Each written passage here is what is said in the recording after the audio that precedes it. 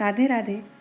ता कहूँ प्रभु कछु अगम नहीं, जा पर तुम अनुकूल, तब प्रभावम बड़वान लही, जारी सकई खलु तूल।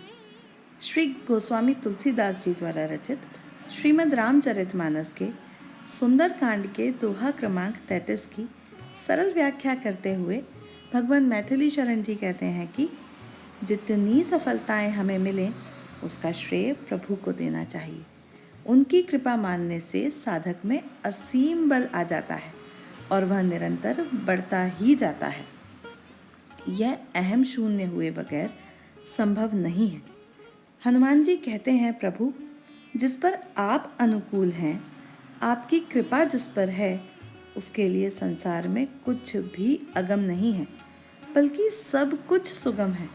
आपका स्वभाव, प्रभाव और प्रताप ऐसा है कि असंभव भी संभव हो सकता है। वस्तुतः कुछ असंभव तब होता है जब सतरूप ईश्वर का स्थान असतरूप माइक अहंकार ले लेता है।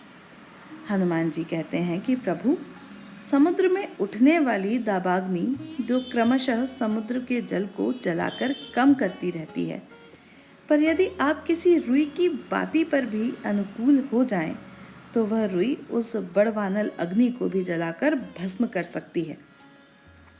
हनुमान जी की इस प्रेम और भावमयी वाणी को सुनकर भगवान हनुमान जी को अनपायनी भक्ति देकर धन्य कर देते हैं। जय श्री राम।